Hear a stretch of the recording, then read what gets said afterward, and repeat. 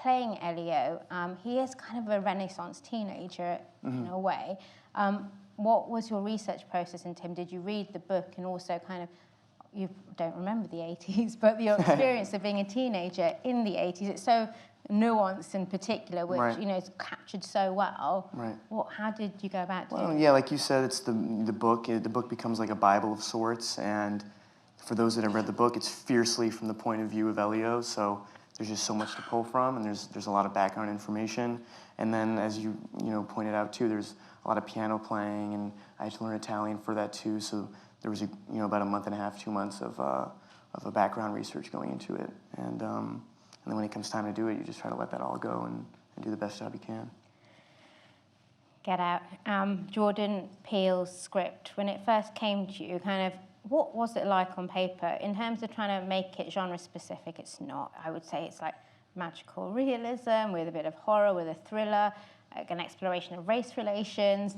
Did that all come out at you on the page straight away, or were you like, I'm not quite sure what this is? No, it did. It was all there. Like, it's just, for me, I kind of read scripts and go, do I feel like the writer knows it? I mean, and that's my thing. It's like, you kind of don't really need to know the details, because do they know the world? Does it speak to... Because I've got good friends around me that are good bullshit detectives, like when they watch films. So they're like, no, that doesn't make sense, that doesn't make sense, that doesn't make sense. So I always see scripts from their angle. Go, does it make sense? And if it makes sense, that means they've done the work. So so I kind of felt like, and then it just spoke to me, because I've been a black man at that party. So it's, yeah, it was just, and there was elements that were surreal, but because he knew the world, it didn't matter. Do you know what I mean? It's like, it's grounded, but it's just otherworldly things like brain surgeries and stuff like that. So it was, yeah, no, I knew he did the work, and it just tapped into something, and it was like unapologetic, which I find really exciting. Were you kind of, was there ever a hesitation of taking on the role, or did you, from reading it, going, I know this is the person I want to play, Chris, I want to do this role? Or was there kind of a level of nervousness kind of jumping into it? I knew Jordan was going to get in trouble. Like, I was like, you're going to get in trouble. Like, I like trouble, man. Like, I was like, that's what we're here for, no? Like, let's fuck shit up, man. Like, I kind of like, cool, if at least I'm going to go down doing something I believe in. If it goes wrong, because anything can go wrong. And so it's just about stuff that if I believe in it, then I can stand by that. Do you know what I'm saying? And I go, because that's a script that could go wrong in the wrong hands. I mean, and so there was just that. So I read it. I remember there were moments of doubts. I'm like, when I really wanted it, or when I got it, I'd read it again.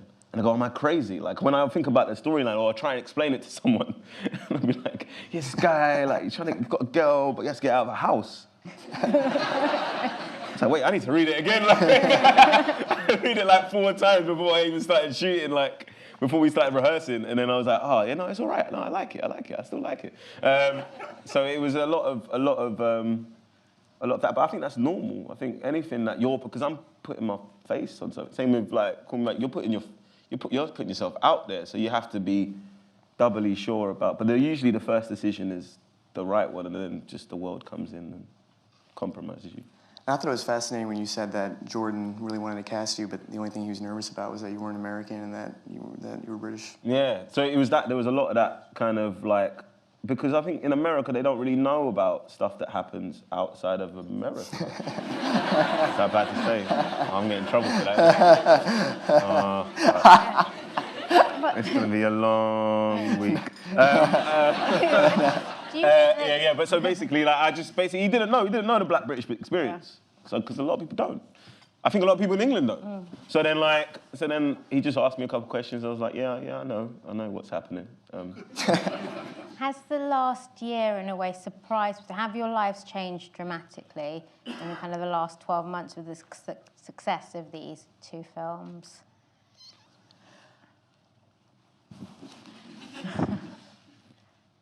Yes.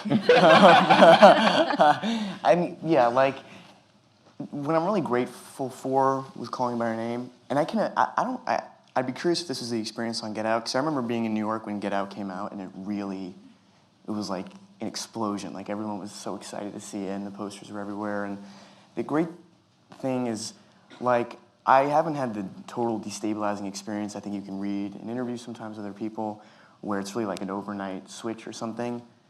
And what's amazing is like when I see people or people stop me in the street, or I've seen you a couple times,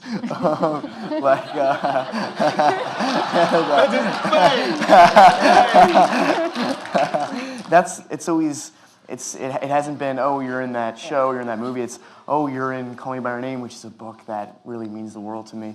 So you dream about that as an artist, really. Like that's been really nice for me to experience, because I have seen people I've admired in interviews maybe not be so comfortable with that, but I enjoyed it anytime somebody's like, that they read the book or they like the movie. Where have you seen her? Where have you seen her? She was in London the last time I was here. All right. Yes. How you doing?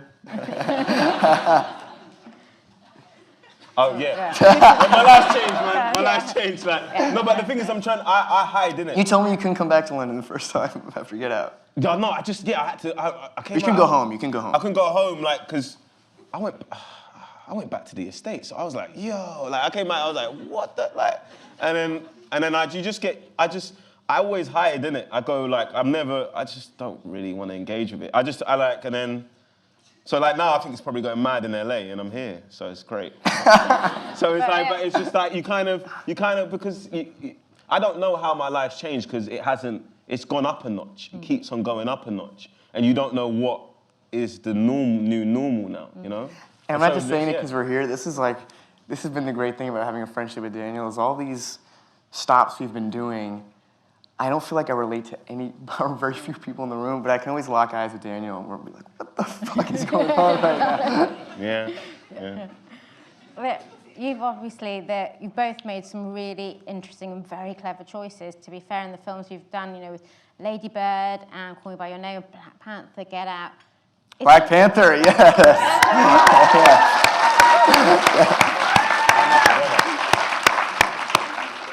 Are you nervous about kind of what you're going to accept and what you're going to do next? Is there a level now of expectation that, wow, this... Well, there's the Get Out universe and the Call Me by Your Name universe are fusing. And nobody liked that.